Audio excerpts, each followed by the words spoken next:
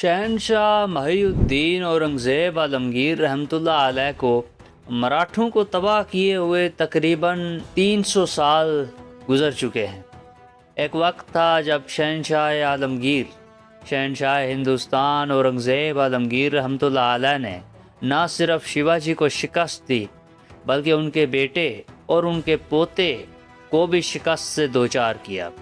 लेकिन इसके बावजूद आज वो ज़माना आ चुका है जब चंद अंधभक्तों ने मिलकर इस तारीख को बदलने का बेड़ा अपने सर उठा लिया है।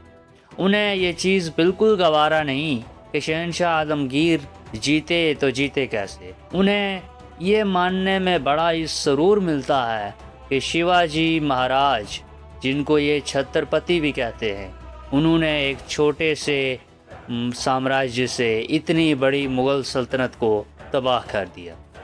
सुनने में तो ये बड़ी एक ख़ूबसूरत कहानी लगती है, लेकिन ये दरअसल एक फ़िक्शनल कहानी से ज़्यादा और कुछ नहीं।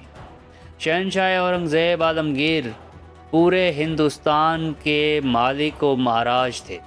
महाराज, शहनशाह, ताजदार, बादशाह, सुल्तान, जो भी नाम आप उन्हें दें, वो इस तमाम नामों के हकदार हैं। जो हमारे अंधभक्त हैं वो इस चीज़ को मानने के लिए तैयार ही नहीं हैं कि शिवाजी महाराज कभी मुग़लों से हारे थे।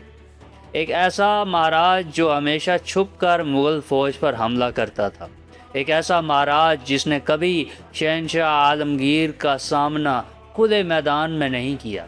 एक ऐसा महाराज जो पीठ पीछे वार करने को ही रणनीति कहता था, और आज उसके पीठ पीछे वार करने की इस रणनीति को हमारे अंधभक्त मास्टर स्ट्रोक और द गुरेला टैक्टिक्स के नाम से छुपाने की कोशिश करते हैं।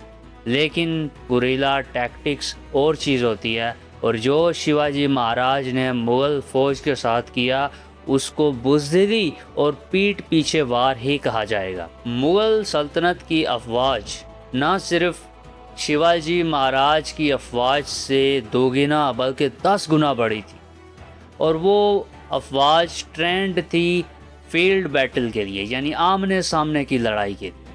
अगर शिवाजी महाराज अपनी ज़िंदगी में गलती से भी एक बार भी मुग़ल फ़ौज का सामना करते तो उनको इबरतनाक शिकस्त से दो चार होना पड़ता। लेकिन शिवाजी ने कभी खुद को मुग़ल फ़ौज के सामने खड़ा हो नहीं किया। उन्होंने हमेशा एक खुफिया तदबीर रखी, छुप के वार किया और मुग़ल सल्तनत की अफवाज के सप्लाई लाइन को हमेशा अटैक किया ताकि सप्लाई लाइन कट हो जाए और मुग़ल अफवाज इस इलाके में ट्रैप्ड हो जाए। और शिवाजी के ऊपर एक नई मूवी आने वाली है जिसका टीज़र अभी रिसेंटली रिलीज़ हुआ है, और इसमें मैंने जो चीज़ नोटिस की है वो ये है कि इस बार इन्होंने फिर शिवाजी को जिताने की कोशिश की है, और एक ऐसा राजा जो हमेशा छुप के वार करता था उसको इन्होंने बड़ा बहादुर बनाने की कोशिश की है। और जैसा कि आपको पता होगा कि इन्होंने हर जगह जो है ना वो शिवाजी की एक इमेज ऐसी बना दी है कि भाई बड़ा बहादुर था और बड़ा जो है वो निडर हुक्मरान था, लेकिन जो हकीकत है वो हमेशा हकीकत होती है। दुनिया की तारीख में जितने भी निडर और बहादुर हुक्मरान गुजरे हैं, आप उनकी तारीख उठा के देखें, उनमें से एक भी ऐसा नहीं है जो किसी नेशन का हीरो हो और उसने कभी किसी सुपर पावर के खिलाफ खुल के जंग न की हो। हर एक ने मैदान में फेस टू फेस उन अफवाज का मुकाबला किया। अगर वो मारे भी गए तो फिर भी आज उनकी कौमें उनको अपना हीरो मानती हैं।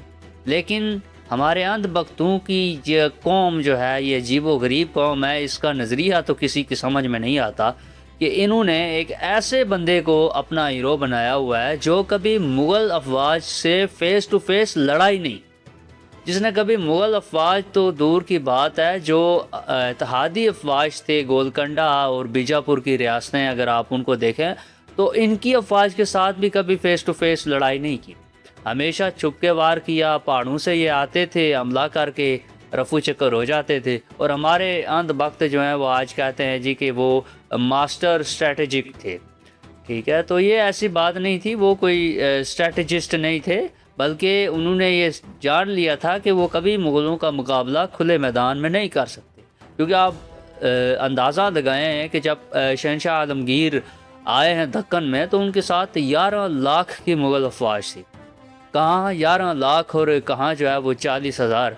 और वो जो 40,000 भी थे मराठे, वो भी कोई यानी फुल ट्रेंड आर्मी नहीं थी, बल्कि नॉर्मल किसान लोग और छोटे मोटे चीज़ों को उन्होंने जमा किया था। और इसमें उनकी सबसे बड़ी बेनिफिट भी था, क्योंकि जो किसान लोग होते हैं, जो हमारे जैसे गांव के लोग होते हैं, वो इन पहाड़ी एरियो में और मुश्किल पगडंडियों में आराम से भाग सकते हैं और हमला करके वापसी की राह ले सकते हैं। जो फ़ौज होती है उसकी जो ट्रेनिंग होती है वो होती है डायरेक्ट वारफेयर की, कि आपने सामने जब अफवाज आए तो आपने उससे कैसे लड़ना है, उनको कैसे डील करना है, कैसे उनका डिफेंस ब्रेक करना है, ये सारा कुछ। लेकिन मुग़ल अफवाज क्योंकि अब पहाड़ों के दरमियान होती थी, तो ये ऊपर से आते थे, हमला करके फिर वापस भाग जाते थे। तो मुग़लों का जो भी थोड़ा बहुत नुकसान होता था, ये कोशिश करते थे कि ज़्यादा से ज़्यादा मुग़लों का नुकसान किया जाए। और सबसे ज़्यादा इनका टारगेट होता था मुग़ल अफवाज की सप्लाई लाइन, कि किसी तरीके से इन अफवाज की सप्लाई लाइन काट दी जाए और ये जो है यहाँ पे ट्रैप्ड हो जाए। लेकिन इस सारी मुश्किलात के बावजूद शहनशाह औरंगज़ेब आलमगीर ने दक्खन को बड़े ही एफिशिएंटली न सिर्फ फ़तह किया बल्कि इनको भी लगाम डाली। वो अलग बात है कि जब शहनशाह औरंगज़ेब आलमगीर इस दुनिया से रुखसत हो गए तो तब मराठों के पास एक गोल्डन चांस आ गया, क्योंकि जो मुग़ल अफवाज थी वो आपस में लड़ने लगी और इस तरह जो है मराठों के पास एक मौका मिल गया कि वो जो है मुग़लों को शिकस्त दे सके। तो कहने का मकसद ये है कि इस तरह की मूवीज़ बनाकर आप तारीख़ को बदल नहीं सकते, क्योंकि हिंदुस्तान की जो तारीख़ है, जो इस खित्ते की तारीख़ है सब कॉन्टिनेंट की, वो अब मुग़ल सल्तनत के साथ जुड़ चुकी है। 300 साल तक हमारी मुग़ल सल्तनत ने इस खित्ते पे हुक्मरानी की है। कई राजे आए, कई महाराजे आए आपके, लेकिन कोई भी इस मुग़ल सल्तनत को मिटा नहीं सका। और आप अंदाज़ा लगाएं कि एक तरफ से ब्रिटिशर्स बंगाल की तरफ से आ रहे थे और दक्कन की तरफ से मराठे और पंजाब की तरफ से सिख, तो इन तीनों से भी मुग़ल सल्तनत जो है वो गिराने में इन तीनों को तकरीबन 150 साल लग गए, मज़ीद 150 साल लग गए मुग़ल सल्तनत को मुकम्मल ख़ात्मे के लिए। तो दूसरी तरफ आप मराठा अम्पायर की मिसाल दें तो वो 1818 में ख़त्म हो चुकी थी।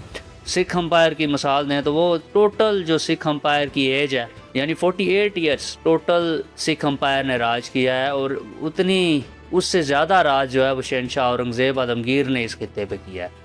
ठीक है। और दूसरी तरफ ब्रिटिशर्स का देख लें, ब्रिटिशर्स चले फिर भी एक पूरी स्ट्रेटजी के साथ आए थे, इसलिए वो तकरीबन 200 साल यहाँ पे निकाल गए, वरना उनसे भी ये हित्ता हैंडल करना बहुत मुश्किल था उनसे।